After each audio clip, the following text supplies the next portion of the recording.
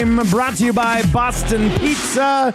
Thank you very much for being here today, Dusty and Tommy with you. If you've not yet checked out the Boston Pizza playoff menu, you are missing out. It's absolutely delicious. I think we both recommend that Canadian poutine. And there's no more controversy between us. No, it's all done. You ate the first one we had because it was delicious.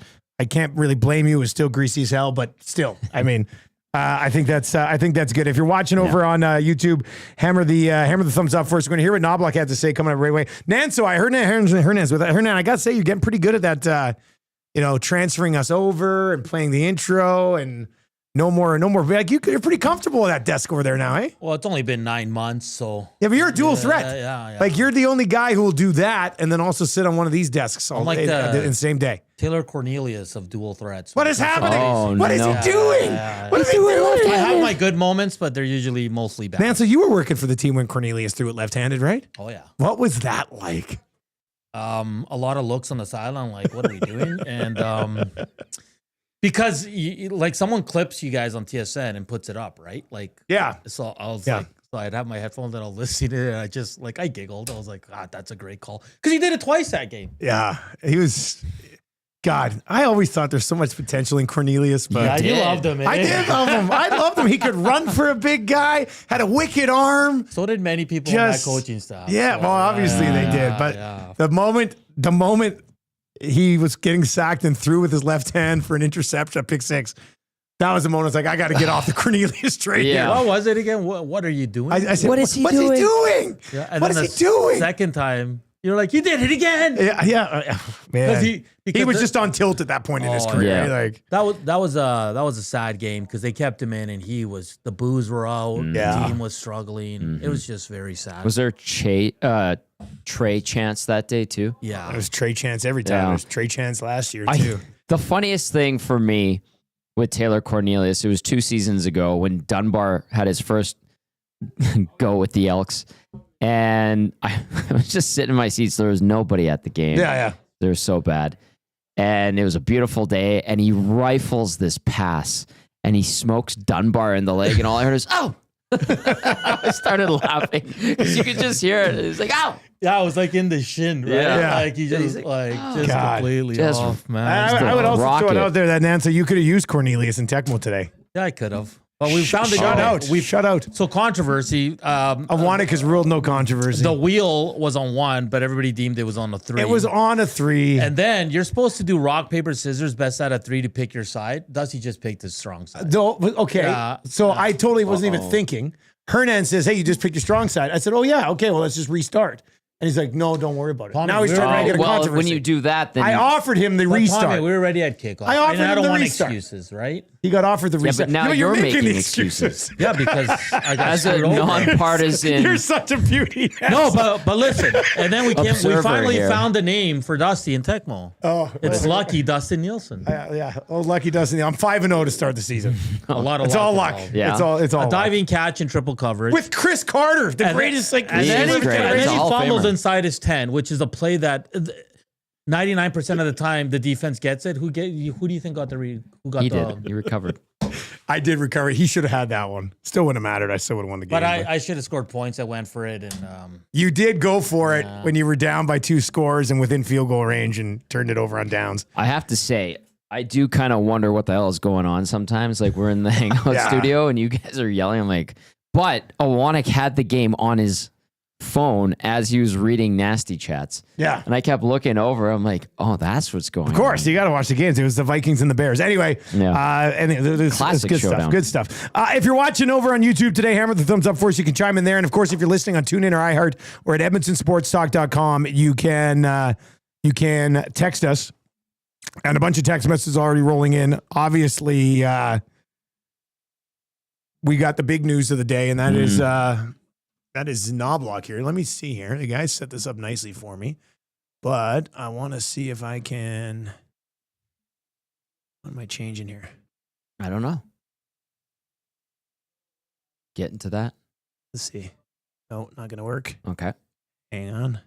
You want me to read text in the meantime? No, that's okay. We'll just go with it. Here's Knoblauch today on Hyman. This is the latest we have on Zach Hyman. Here we go. Season's most likely done. He's getting surgery today, and Yeah, it'll be a while, so we're not expecting him back for the playoffs. Is it a wrist, a shoulder?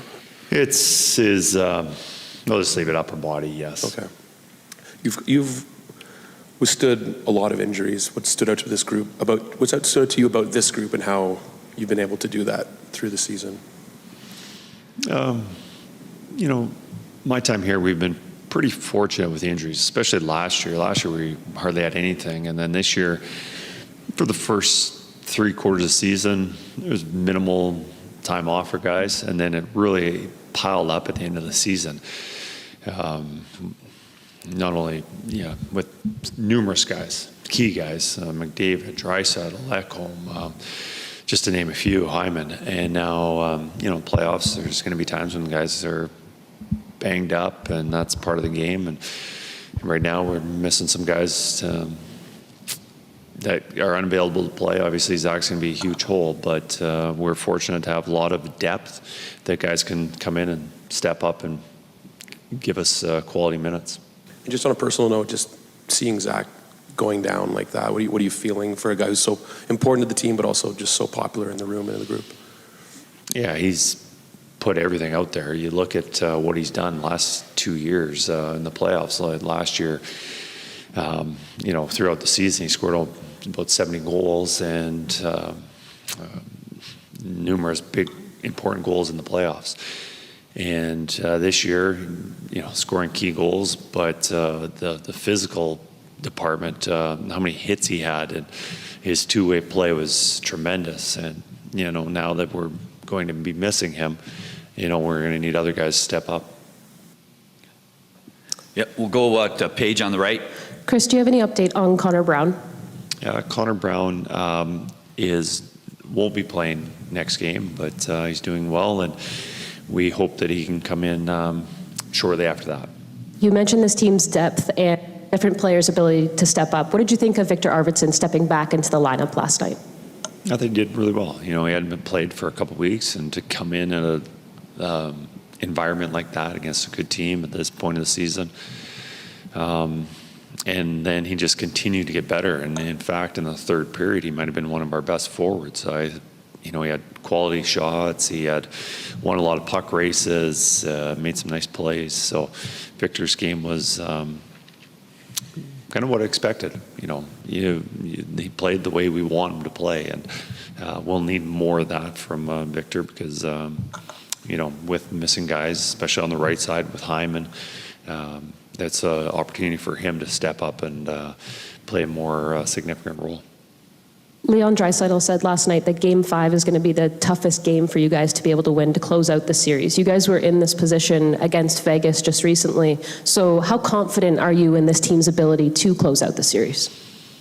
Well, we've had a good record when we've been in those situations. I think I'm confident with our guys just being mature, their experience. They don't get too high or too low. It's not that they would ever think that, we've got this under wraps. That is definitely never the case with this team. They know how hard it is to win that last deciding game, and they also have a lot of respect for the Dallas Stars, knowing that they're a good team who can certainly turn it up. They turned around a series in the first round against Colorado, but going back to our team, I think we're just even keeled. We don't get too high, too low, and we know how important that next game is. Left side. There you go. That is Coach Knoblauch on Hyman and on Connor Brown. Connor Brown will not be ready for the next game, but they're hoping to have him shortly after, which could be good news for a Stanley Cup final. Because if you're not going to have Zach Hyman for a Stanley Cup final, if you can have Arvidsson in the lineup and then also get Connor Brown back, I still think that's a team that can take a really good run at the Florida Panthers, assuming Florida doesn't come away with one of the biggest choke jobs ever, I guess. I don't think Florida will come away with one of the big choke jobs ever. There is solace in Connor Brown when he's healthy. It shows that the depth is there. I saw a comment in the nasty chat says that's why management spent $7 million for healthy scratches. It is depth that they have that can come in. And like you could point to like the money spent, the cap spent, and all that, and that's valid. But you have good NHL veteran players waiting in the wings, and a bunch of them. So you have some options. Now there's options that, the majority of people would like over others. That's totally understandable.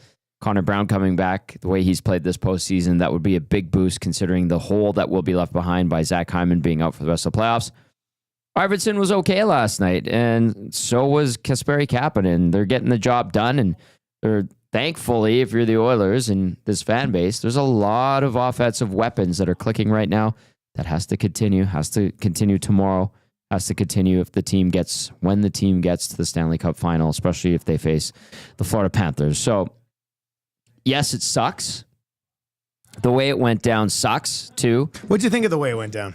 I just thought that it was like a flyby trying to finish his check play by Marchment. I don't think it was dirty. There are people that was garbage, that was dirty.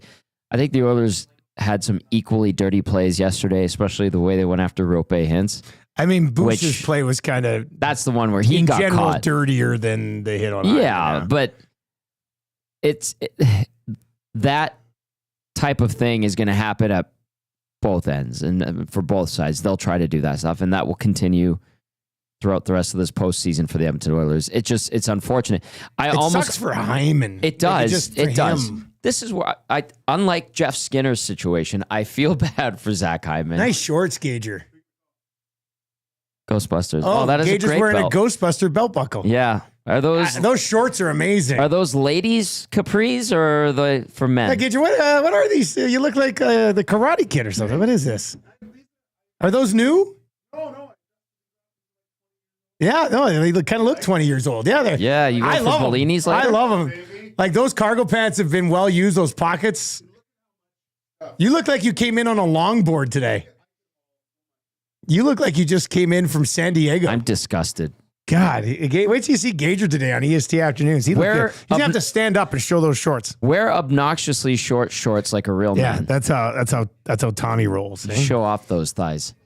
Did you know that the Hyman news was broken by a listener on our show this morning? What was it? Like what was somebody texted in and said, "Hey guys, got a little bit of inside info here, but my brother's friend's dad is operating on Hyman's wrist right now." Ooh. And I was just like, "Oh, wow, that's a good. I mean, it's a pretty good source. Tidbit, it's a good little tidbit, yeah. Yeah. So we said it around like 8:15, and we're like, if you hear it later on today, just remember that it was one of the listeners on the Nielsen show that had the details. So that was kind of that around a click. That was kind of fun. Well done, everybody. Good. That's teamwork. Well done. Lonnie S says, Dusty, get a haircut. You're playing with those locks too much. I like to twirl my hair. You've got like a week. Yeah, I got a week left. Yeah. It's been a good run. I'll be happy to see my short hair again. Your hair is pretty curly. It should be okay. It's very curly haired guy. All right. Penner's Pancake says, I sense an EST spandex shorts day coming soon as well. Somebody else was asking about the health status of all the injured guys on the Florida Panthers, who obviously loom as a very likely Stanley Cup opponent here for the Edmonton Oilers. And Reinhart, Mikola, and Greer are all playing tonight. Yeah. So they're going to be healthy-ish going into the Stanley Cup final. So Coach Mike asked a question. Let's just stick with it for your Popeyes spicy headlines. And what a day at Popeyes yesterday. Tommy, I know you were covering the game and everything, but I was watching though. It looked like it was actually pretty just lots a of people steady coming diet and of saying nasties. hi. Just a steady diet of nasties coming in and crushing some Popeyes. And it wasn't just a Popeye and say hi, because you wanted to buy some Popeyes and support the Ben Stelter Foundation. So I'm very excited to see what the sponsor stack, because you had someone at some point being like, I just came from Pro-Am. It was a Pro-Am Popeye stack, yeah. I like that. And that was, to go to Pro-Am, because there's a Popeyes up the road from Pro-Am. And Jack texted me this morning and said that his brother Ken there said he could smell Popeyes on people coming into Pro-Am yesterday, which is just glorious. Oh, that is glorious. And good nose for Popeyes, Ken. Yeah. Well, I mean, appreciate that. It does smell delicious. And you were talking, I think it was on Two Guys. You're like, the mac and cheese. I finally had it. So good. Isn't that your go-to? That's my go-to. It is good, buddy. That's like takes me back to my childhood. That mac and cheese. It is reminiscent of childhood mac and cheese. You've always said that's your go-to. I've never had it till yesterday. I'm glad you did. Yeah. So damn. Well done. That was nice. Anyway, Popeye's spicy headlines. Coach Mike texted, and you can text us, of course, 780-218-9999, or hit us up over on YouTube as well. The troll says, Dusty, we still need that slick back hair show. Well, if we do get the old gentleman sweep, I'll be trying to slick her back as much as I can. Okay. But it's just tough when I slick it back because then it just dries throughout the day and just puffs up. Yeah, it does. I'd have to do put that. some like product in it to slick her back. I said to Reed yesterday, I hope that the Oilers can get this series wrapped up with the gentleman's sweep, and we get you and Eric doing the same thing you did a couple weeks ago, because I giggled a lot during that show, legitimately. And then I think Reed rolled his eyes to the point where I could feel it like a foot away. I was like, oh, Yeah. did somebody's eyes rolled back? Must have been Reed. Tabby says, I feel sick to my stomach hearing about the Hyman injury. How does that affect the Oilers' odds for the rest of this series? And that's the other one that came in from Coach Mike today. Coach Mike says, am I crazy to think that the Oilers still have a really good chance to win the Cup? No. Yeah, and in no way are we being disrespectful in any way to Zach Hyman. Nope. Because the road to win a Stanley Cup would be easier with Zach Hyman clanging and banging out there for the Edmonton Oilers. But I do think their style of play, if they can get Connor Brown back, I think their style of play can still win a Stanley Cup without Zach Hyman. Agreed. Depth. Veteran NHL players. And he'll be missed. I mean, he's a hitting machine, which is great. He popped in with some good clutch offense, especially game 3. He's a dog. I know we've been using that term a lot, but he plays like a dog. He's a dog on the bone. That sucks. And I honestly, I just felt like it was a unfortunate play. I know we were talking a couple minutes ago about dirty plays.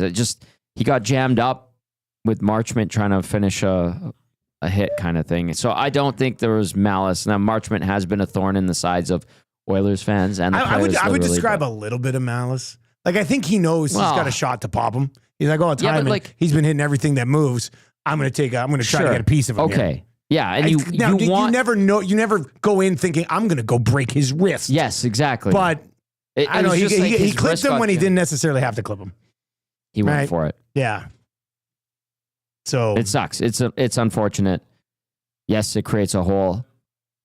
But in this instance, with this Oilers team this year, and especially in this postseason, they have serviceable depth that can patch a hole for a series. Well, what do you think of Arvidsson last night? I thought he was okay. I thought he made some good plays with the puck. I thought he was zipping around. He wasn't falling down as much as he has in the past. Not as much. True. Yeah, so there's that. He didn't stay upright the entire time, but I thought and I think he's pissed off. He didn't hide it yesterday when we were talking to him in his pregame press conference. He was a spicy boy, wasn't he? I think he is mad in general about how things have gone this year. I wouldn't be surprised if he's not with the team next year. That's just me, though. Yeah, but we were talking about that before he got healthy scratch. We have talked about that. We mentioned that a few months back. That's right. So even a few months back, like pre-trade deadline. I think we were talking about it in January. It was I think we both.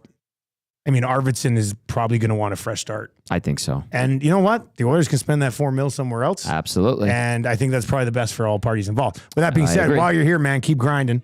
And he made Knoblauch mentioned it when he was asked about it, and that what we just played. He did say he won puck battles. Yeah. Last night, and he keeps his legs moving. Exactly. That's all he needs to do. You don't even technically need that much offensively. Yeah. From Arvidsson, but if you can just play like a prick out there and get inside people's equipment. Yep. Which coach was that? McClellan. McClellan loved that term, and it makes sense. And yeah, he can do that. I think he's capable of that. Sure. So, if they're still running the right side, and of course, more opportunity, I guess, for Corey Perry. And Corey Perry with a wild game last night. Did he ever have a wild game? How good was his straight facing on the post game? Yeah. Being like, I was just going for a change. Bull, and he just sort of skidded in front of me. It was incredible that not even a smirk. Yeah. It's not a lie if you believe it. Okay. And that's what that was. It was all-time poker face. Yeah. Because he was not. That's a penalty. It was funny because you could tell if you watch back, and I watched it back, he gets in the way, and then he kind of, at that point, after he gets in the way, he's like, I'm going to try to pretend like I was going, like he took another step towards the bench. Yeah. I was like, valiant effort to try to get out of this clear interference penalty, but they got you. But then he gets the power play goal, which was mostly all Nuge. And we'll get to Ryan Nugent-Hopkins in a second. Perfect pass, so much so that he kind of fanned on it, Perry did, and it's he didn't get it, still went in. The drag And a lot of times you'll see him drag that and shoot it. Yeah. So I can see why the goaltender would have froze, but he drags it, then the defenseman stick goes up and he slides it over. Like the definition of tap-in, because Perry didn't even need to do anything with it. Yeah. God, what a play. Lots of good elements to the Oilers game last night. That needs to continue without Zach Hyman. Lots of other things that we'll get to. Here, let's get to this question from James. We like to mix in your questions whenever you can get them in. 780-218-9999 or over on YouTube right now. Hammer the thumbs up for us and sub to the channel. We're halfway to our next goal of 13,000 subs. James is asking, does Frederick get moved up after his brief audition last night? And we can play this game. I noticed that he got a few shifts up on the top line. Send in your post-Hyman line combinations. And we'll discuss the whole 11-7 Skinner thing. But send in what you would do. 780-218-9999 over in the chat. Frederick did get... Somebody asked me this morning, Tommy. They said, what have you thought of Frederick so far? And I did... I mean, a bit underwhelming. I think in the playoffs so far in general. But he's a third, fourth line guy. I know, but a lot of other third, fourth line guys have made bigger impacts than he has. Yeah, right? That's true. I mean, compared to his peers in the bottom six, I would say he's been under... Not that I don't like the player, but I think he's just been underwhelming. Okay, I don't disagree with that statement. If people said that to me, I'd be like, fair, 100%. Now, let's look ahead. Here is an opportunity for a guy like Frederick, to rise to the occasion with Hyman being out. Yeah. And if he is healthy, and it looks like it with the way he's moving, looks like he's getting that snap back in his stride with the high ankle sprain. And he has gotten into a couple of positions to score. He has, one goal this postseason, a couple of points. There's another guy that could take that opportunity and rise to the occasion as well for 5 to 7 games, whatever the series takes in terms of games played in the Stanley Cup final. But it's up to him. And it's up to the coaching staff to recognize if he might be the guy that they give an opportunity to. Because we have seen guys pop up in the past who just put together nice playoff runs that are kind of unlikely heroes. Yeah. Or we see guys rise to the occasion in the Stanley Cup final. He could potentially be that guy. And the reason why I kind of like that idea, if you take a look ahead to the potential Stanley Cup final, if it is the Florida Panthers, and they do play like a bunch of a-holes, well, who can you counter with and give more minutes to? Trent Frederick, a big guy who can skate, has a little bit of offensive pop, and plays like an a-hole himself. Would have no issue dealing with the physicality, right? I think that might open up an opportunity. Is he the most likely guy to step up, you think? I don't know. It depends what the coaching staff feels like, but I think that's a guy who I would look like. I would go, okay, Victor Arvidsson, Trent Frederick, Connor Brown, who's been a good middle six guy. I'd be like, well, 5-on-5. We want to match their physicality. I could see you just slotting Brown back into his spot that he was playing well in. Arvidsson plays wherever.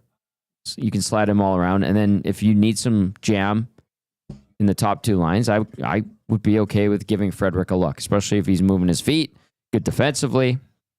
That might be a series that would be suited to his style. All right, 780-218-9999. That's where you can text in some of your line combinations. We'll get to a few of those. James adds over there. Forget about contract season. How about contract Stanley Cup final? Yeah. For Frederick. Go out, score 3 goals in the Stanley Cup final, and get yourself a new deal with the Oilers next year at a decent lower rate. Sure. You know what that sounds like? A nice thing. Go for it. I haven't seen anything from him yet where I go, they have to have this guy back next year, outside of the price that they paid at the deadline. Yeah, to validate. I still would prefer they keep, but there hasn't been that 1 or 2 games. He had the fight against Vegas, but there hasn't been that stretch of one. And in his defense, we don't even know how healthy he really is still. Right. But he hasn't just blown me away for a couple of games where I'm like, oh man, that's a big piece of the future in the middle six. No, somewhere. it isn't. Not yet. We haven't seen that. Just yet. I understand what you said. The argument about you give away, future pieces to get him. Yeah, if he's only nice. a rental, that's not ideal. I understand that. 3 points so far. I'm just looking at his time on ice. I wanted to double check it. Doesn't play much, really. No, he doesn't. What's he at? Less than 10? 10:52 Okay, per so game. 10, yeah, so less than 11. He has 13 shots. How many hits does he have? I'd have to go into the advanced stats here. There's potential for him to have a bigger impact. I'll just leave it at that. All right, let's get to a few of your text messages. Gags is in, says, fellas, do we know about the status of Sam Reinhart? Not to look too far ahead yet. We already mentioned that Sam Reinhart is playing tonight for the Florida Panthers. Let's see here. Okay, let's go here, and then we'll get to some of your comments on what you would do with the lineup. Stupid Peter texts in. Oh, what a name. Great handle. Anyway, Stupid Peter texts in and says, run 11-7 and get McDavid and Draisaitl all the minutes to close this thing out. Dallas's bottom pairing is very, very bad. So yeah, he's saying, in that next game, go on the road, give those guys a little bit more. Not that you've had to run them heavy so far, and you run 11-7 on the back end. If you had to split it, because Andrew the accountant says he sends in a image. This came in on the morning show today. I didn't even see it. It's 2 red buttons, and one says 60% healthy Matthias Ekholm, 100% healthy Jeff Skinner. Like, where's that? And the finger's kind of hovering over top of it. If you had to set the odds of what Knoblauch will do next game, is it a 50-50 between Ekholm and Skinner in your mind right now? Or that's a good question. What would you say you think it is from there? What would you do? Oh, I'd keep Ekholm out. Okay, so you go Skinner. Yeah, I'd play it safe. So what do you think about them? I think they would lean conservatively because they're playing really well. And the defense hasn't been the issue. And who had that text The before? defense is playing extremely well, especially who in had third that text before saying roll McDavid, Draisaitl, double shift them, especially on the road where you don't have last change. I don't mind that idea. Yeah, but you can do that with 6 D-men anyway. I mean, if you want, you can just sit Frederick for a shift or something. I mean, there's other ways you can do that anyway, right? I'd probably stick with 12-6. What say you? 780-218-9999. Bones is in. Says 93 with 97 and 91. So Kane moves up, plays with Nugent and Hyman. Kapanen, Draisaitl, Podkolzin stay together. Frederick with Henrique and Arvidsson. And then Janmark and Perry and 7D. And then Janmark and Perry would be the guys that you could play McDavid and Draisaitl with. Right. Which I don't necessarily...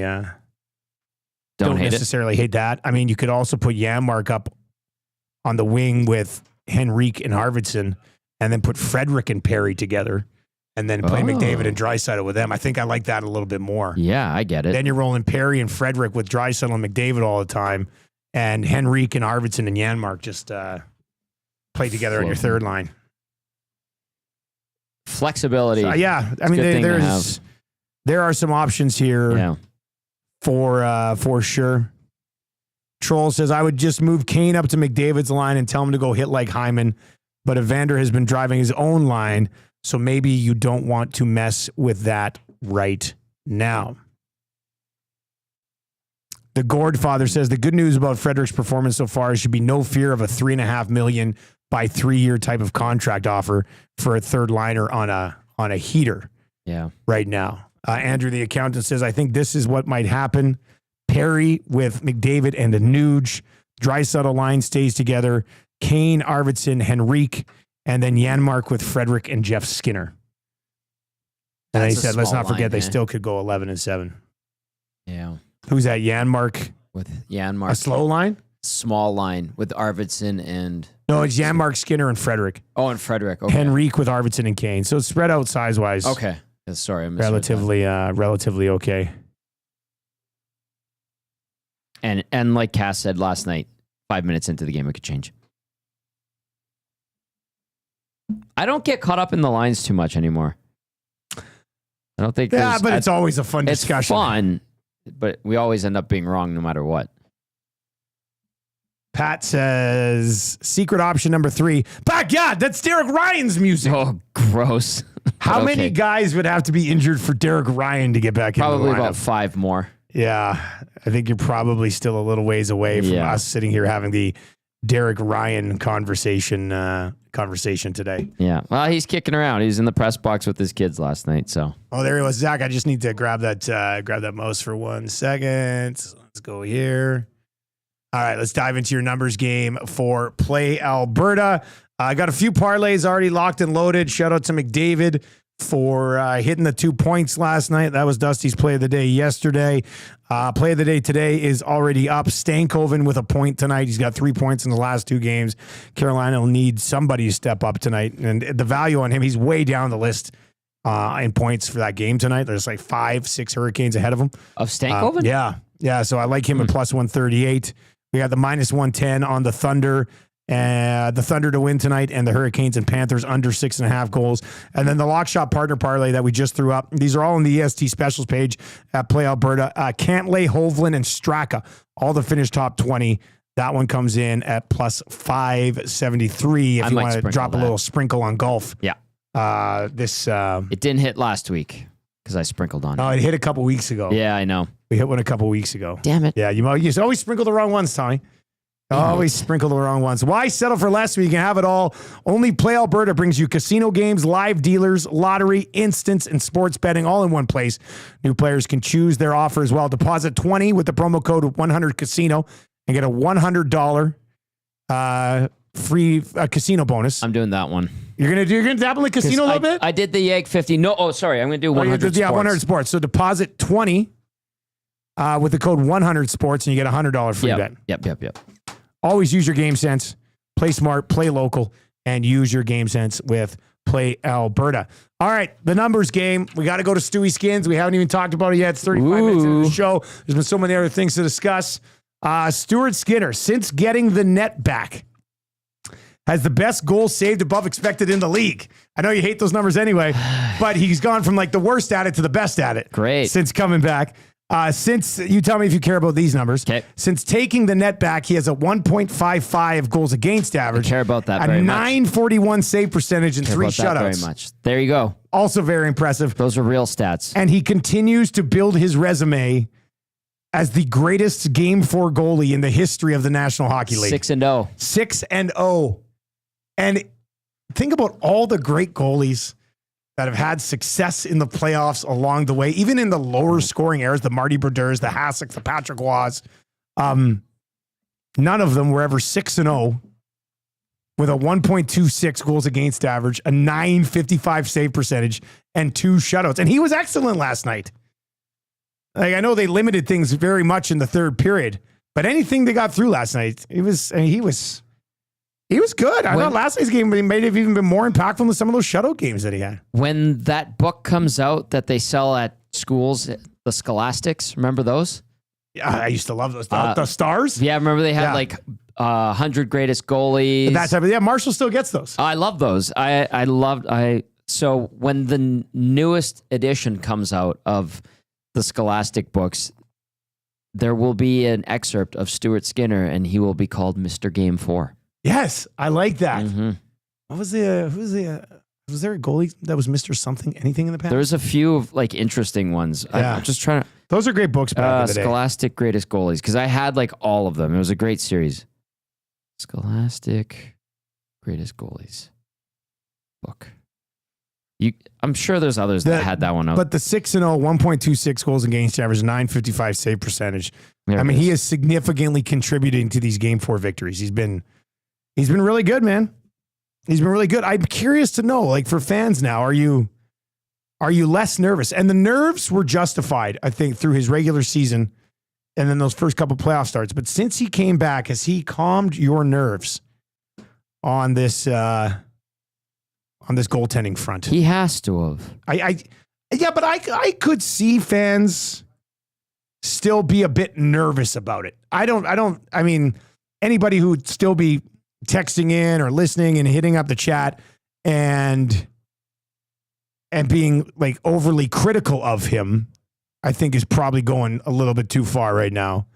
But to be a little bit nervous, I would still understand it. I had that one. I had that one too. I had that one too. I found it. How did Bob Essenza end up on there? I don't know. But when the Oilers got him to be the backup, I was like, oh my God, they got Bob Essenza.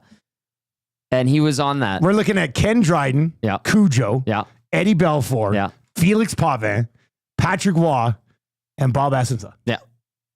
And the Oilers had two of those guys at once. How did he How did he end up on the cover of that magazine? I think there was a time when him and Tim Shovelday were going back and forth in Winnipeg. Yeah, Us would but know that's better. why would you? Those other guys are all legitimate heavy-duty starters. Well, he's become Stop trying to justify Bob Essence of being on the cover of that great hockey goalies magazine. Yeah. That's one of the most unjustified magazine covers I've ever seen. I mean, they could have put so many other guys on there. Terry Sawchuk, Jacques Plante. There's a ton of guys. Yeah, from whatever. Even in the 90s, you could have had Dominic Hasek by that point, because this looks like it was like 93, 94. Hasek would have been pretty early into it, though. Yeah, because he would have was with just the Hawks been in 92. Why not Grant Fuhr? Grant Fuhr could have been on there. Right. But Bob Essence is on there. Anyway, all-time Bob Essence plug today. Great. Even looks like he's looking behind himself. That's an excellent shot of Bob Essence. I remember having that book, man. Yeah. I used to have all those books. I know. That's what I say. They would have Stu Skinner on there. It'd be Mr. Game 4. Yeah, Mr. Game 4. His page, Mr. Game 4. Yeah. And that was it. You know what? I don't know how often does the Hockey News churn out episodes right now? There should be a Hockey News cover of Mr. Game 4, Stuart Skinner. I don't know what they're doing, to be honest with you. But you're right. Anyways, I love those books. I thought they were fantastic. Haji says, can you guys please explain how Stuart Skinner has the best Game 4 stats of all time? I keep hearing it, but I missed the initial explanation. Well, Haji, there's no initial explanation. He has the best stats of any goaltender ever to play in Game 4s in the National Hockey League. No other goaltender has ever had a 6-0 record with a 1.26 goals against average and a .955 save percentage in Game 4 in the history of the National Hockey League. So that's why I don't know how much splaining we need to do, but that's the situation. What do you think of Ottinger at the other end? I thought he was all right. He got beat on some good shots. And how is he going to stop the backdoor tap in? Tough to do. The play by Nugent-Hopkins, the delay, and then the pass back to Draisaitl. That was right in Draisaitl's wheelhouse. And you get 2 empty nets. I thought he was very good. I thought he was very, very good. It wasn't on him. Maybe it was the hex from the fans, the Jacob. I thought he was good. I just want to get to one from RCN says, Tommy can hate those stats all he wants, but when goalie gurus are using them and Jamie McLennan is on the station using them, you might want to put the grudge against them down. This isn't just some blogger in his basement. RCN? No, I don't like them, and I will stand by them, and I don't mind. That's your take on them. That's my take. Other people use them and value them. I send it off. I don't. Risky boy. So I will continue to not appreciate them. Yeah. But you got no time for them, eh? No, I just think they're silly. I would like a better description of, and it's not just the how goalie it works. It's just like the because isn't it? It's small little percentage points for things, right? Exactly. It's small little points that. So RCN, you can take that recommendation and kindly put it in an envelope and stuff it away in a desk drawer that nobody will see. Tommy, your shorts are even tighter than I thought today. Feisty boy. What are you drinking over there? What is that? This is a yellow mellow. Oh, or mellow yellow. Mellow yellow. Sugar-free. Was that not Tom Cruise's car in Days of Thunder? I believe it was. I think I'm pretty sure he rolled a mellow yellow car. He did. I actually was watching clips from Days of Thunder. John C. Reilly is in it, oddly enough. Yeah, and then also ends up in Talladega Nights later on in his career. Right? I wonder if he used the tape from Days of Thunder to get the gig on Talladega Nights. Maybe. I didn't know he was that old. Evidently. Yeah, he had a hell of a run, man. He's been on a lot of stuff. All right, keep the text messages coming in. We got to keep rolling here with the numbers game. One more thing, and that would be Ryan Nugent-Hopkins. Yep. What are you supposed to say about this right now? 9 points in this series? Are you kidding me? This guy, he's doing it. Good all primary assists too. All of his. Is that what it is? I think somebody last night on Sportsnet I thought said all of his, and somebody can correct me, but I think they said all of his assists so far in the series have been primary assists. He had 2 more nice ones yesterday. I said it last night on the post-game show. The Nugent-Hopkins haters have been oddly silent. And it's good to see. Honestly, like last postseason, he wasn't great. And I know there was a lot of complaints about his game from some. But he seems to be a guy like year to year where he'll have a good, impactful postseason, then a dip the next year. Good, impactful postseason, then a dip the next year. And this is one where he was supposed to be on the up and up. And I think he has been. Even early on, there were some that were saying, hey, where's Nuge? Where's Nuge? And his game has slowly gotten better, and he's found a very comfy spot that he settled into where he's playing with confidence. More of that, please. Yeah. Yeah. Depending on what happens in the next round, assuming they finish this thing off, do you think we look back on Nuge's career and go, Dallas 2025 conference final, the Nuge series? Is this his legacy series? I guess so. I mean, I think it has been so far. this is as close to a legacy series as he's going to get. Yeah, I'm just wondering if in 15 years we're talking about the Nuge, or the Nuge retires whenever he retires. It's one of the first things we bring up. Oh, remember that series against Dallas in 2025 and how good he was? I think that's the type of series he's putting together. Okay, put a stamp on it tomorrow night. But yeah, he's made some great plays. He's been all around it. Touches all elements of the game. Special teams, he's there. Nice. I think, he's going to go down as a great Oiler. Regardless.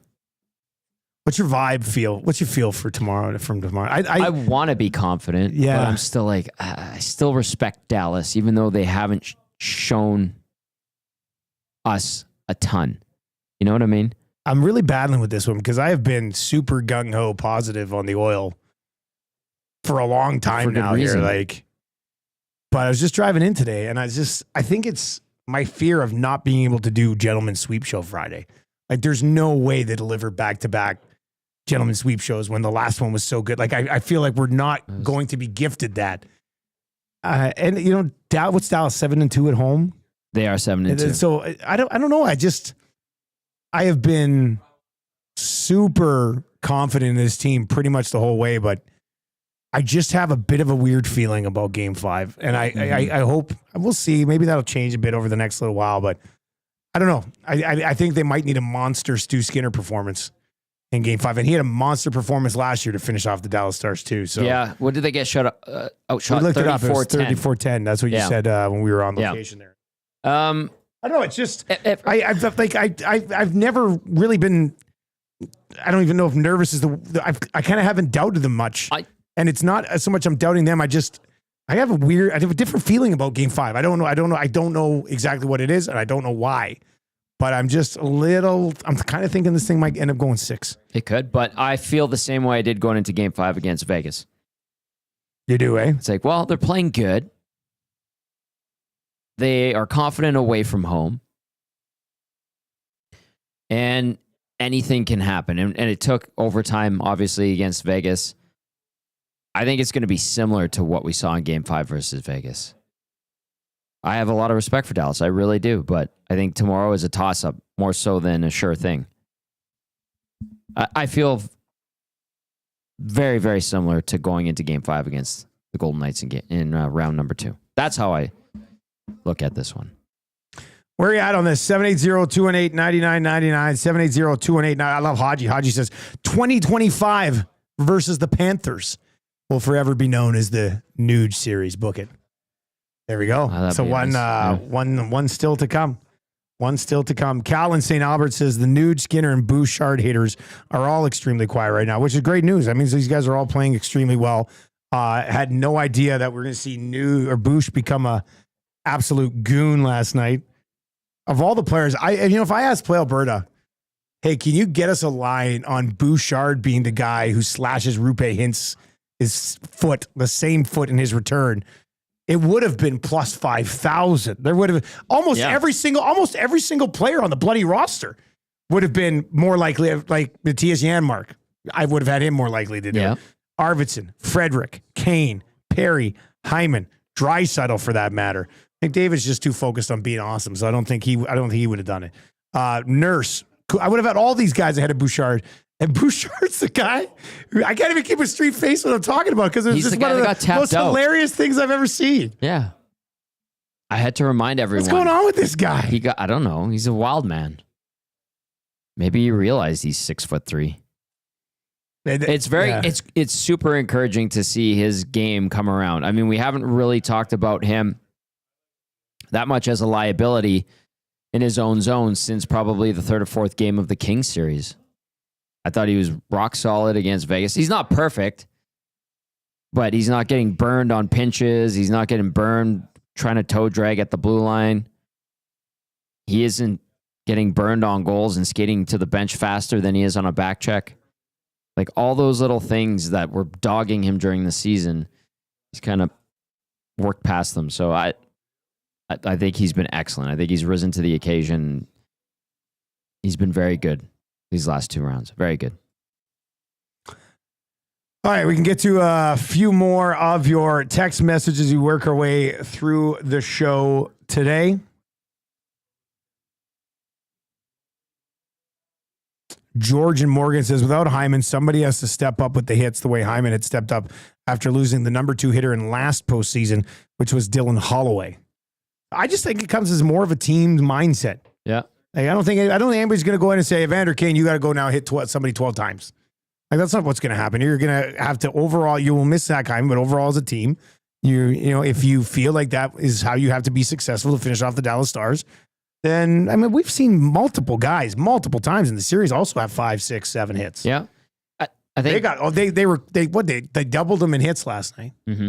I got They had owned in the 50 yesterday. faceoff circle. They got crushed in the faceoff Yeah, circle. they got dominated yesterday. on the Better dot. in the They third, got I the think, game than the other stats. two. But 46-23 were the final hits in favor of Edmonton.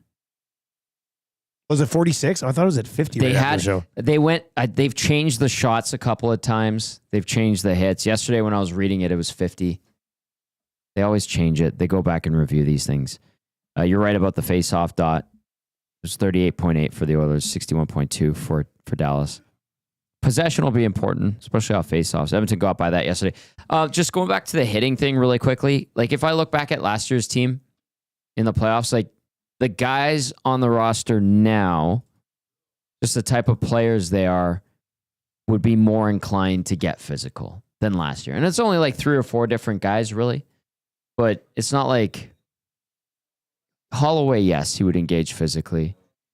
But Ryan McLeod, no. Warren Fogle, at times. Fogle played hard. He played hard. He played aggressive. He got in there. He forechecked. But I just think that there's guys now that are more willing to do it, it seems like. Even a smaller guy like Arvidsson. So, and then Hyman changing his game. Pleasant surprise. Penner's Pancakes over in the chat says, Dallas just looked defeated at the end of the game. Mm-hmm. And that could be where you get that same feeling. Because remember how down Vegas looked? Yep. After game 4? They're just like, crap. It's just such a big hill to climb being down 3-1 in NHL, NBA, wherever. Yeah. It's such a big hill. You have to somehow find a way to grind it out. And that's just a tough task for a team that's been in the conference finals now 3 times in a row. Mm-hmm. Like, even guys are like, I think Hintz a couple of times are, panning on the bench and he was muttering to himself, it looked like, because whoever was beside him wasn't even listening to him. And I think that's a good indicator. Good observation by Penner's Pancakes. Nate the Builder, it's Benny's dad, says more important minutes for 91 to fill in for 18. He'll step up. More minutes means he's more engaged. Kachuk will absolutely hate him. Nate the Builder. Yeah, they just giving him an old neck rub down last night, right? On the bench, he was getting. They kind of give him a bit of a rub, and he didn't play for like the last 5 minutes of the second. He did have 5 shifts in the third. If he's good enough physically to go or healthy, Kane. Well, you sure hope so. Yes. Especially in the Cup final. Could he do what he did to Kachuk in 2022? Could he repeat that performance where he kind of had him in his hip pocket? Remember, he silenced him in that Calgary series? I'd sure like to see that. Because last year he wasn't healthy at all. Operating at trying to echo this thing. Basically, right, he couldn't even sit on the bench. He was in so much pain. Yeah. So that's what I said. Like, if they get there, go full blow USA Canada right off the bat. Kane and Kachuk, just like, all right, sure, here we go. Lovely. Let's get it done. I'd like that. Oh, the place would erupt. Yes, it would. That would be a home game too. Welcome to the Stanley Cup. Absolutely erupt. Mm-hmm. God, that would be nuts. It's crazy. Here we are. Mex Bazozu says, hey, Dusty, I mean, LeBron climbed out of a 3-1, am I right? Not only did he climb out of a 3-1, he did it against the team with the most wins in the history of the NBA. Greatest championship of all time. Belsey dropped a LeChoke earlier today. I don't know if you caught it. You might have been wrapped up in a. I didn't catch it. I don't really care about uninformed people's takes on LeBron. Sorry, Belsey. Had to be said. All right. Okay, so tomorrow's going to be fun. Yes. What do you think Hudson's on White's going to be like tomorrow? I feel like it's going to be similar to Hudson's on White for Game 5 against the Golden Knights. I think it's going to be rocking. I think Rob from the Grove was trying to get a hold of it. Trying to get Rezzo there. I'm talking to Connor, see if there's anything available for you guys. Pretty much need that entire dance floor again, I would think. I don't think it's available. That's the thing. Why not? I don't know. I have to talk to Connor from Hudson's. What is this? Why would it not be available? I don't know. Somebody else I don't booked know. it? What is this? Let me figure it out. It's going to be a beautiful day. I think, we're going to have the patio doors open. I'm looking forward to it. And patio doors open. Oh, it's great. You've had a good playoff run when the patio doors and you're are sitting open. there comfortably. I think it's going to be a tight game. I think there's going to be some big time nerves on both sides. I think it's going to take a very valiant effort from the Oilers. I think they're capable of it. They have the experience and knowledge how to get it done. But I think they're going to get some fight. I think, what it's going to be like, Dusty, when you go fishing and you got a big one on the line and you get it close to the boat and there's that last little bit of the fight. Oh, God. Yeah, before you get that little beat it bat on the out head with a club. Ping, ping, ping. Yeah. That's what it's going to be tomorrow. I don't really understand your reference at all because I've never caught a fish. Zach, have you caught a fish? I have. You've caught a fish and I haven't caught a fish? Yeah, I caught 6 fish once. What? In like a 30-minute span. Is this one of those things where you caught 2 fish, but you tell people it's 6 fish? No, I was like 9 Instagram years it? old. I think my dad let me reel in a couple of his casts. Yeah, I've never. Very exciting. I've never even. It's not like I've gone fishing a bunch and failed. I fished one time in my life for like 10 minutes. You're missing out, man. I caught tuna. Did you Sea really? fishing? Yeah. Wow. Big suckers. Yeah, I've never reeled one in. Well, not like and even if I huge, did, but I like- don't think I think I'd be too grossed out by it. Oh, Like you I'm think flopping it's around, slimy, all gross. They're gnarly looking. And then you see like the big tuna, like the show, and they're catching these monsters. That's not what you caught. Well, how big were the tuna you were the catching? big, like there were some smaller ones that we Okay. used as bait. Just We baby caught a tu- barracuda, but then like the biggest one You caught a was, like, that barracuda with a tuna bait? bit right through it. Jeez Louise. Yeah, I know. Holy, that makes me even more proud of naming Marshall the barracuda. I didn't realize they were that vicious. I They're just thought they were gnarly. super quick. Yeah, the barracuda, she was like 4.5 feet long. Do you think it's catching a fish something I have to do in my lifetime? Yeah. But I'm 44 now. Is it You later don't if I have do to it eat after it or 44? anything. You just catch it and then you can I don't throw know. it back. It'd probably be a pretty good rush. It's neat. Yeah. I caught one. All right. So what's coming up in EST afternoons there, Zacticum? What do you got? Lots of discussion around the Hyman injury and what the lineups might look like moving forward. Of course, recapping the Game 4 win in positive news. And we all have Hernan's World as well, presented by Edmonton Garrison Memorial Golf Club. Hernan's going to go, take a little bit of a break. We're going to talk some burgers, I think. Not to hint it a little bit. And then we got a ticket giveaway, Stingers ticket giveaway. Nice. And inside the numbers for Play Alberta. All right, so lots coming up on EST afternoons. That'll lead into the Reed Wilkins show from 3 until 6 today. That's going to do it for the Oil Stream. As always, brought to you by Boston Pizza. Playoff menu at Boston Pizza is a 10 out of 10. If you haven't tried it yet, order it in, go in and get it, take it out, take it home, wherever. You will not be disappointed. For Tommy Gazzola, I'm Dustin Nielson. Talk to you tomorrow morning, setting up Game 5. Until then, enjoy the rest of our coverage of the Edmonton Oilers playoff run right here on Edmonton Sports Talk. Take it easy.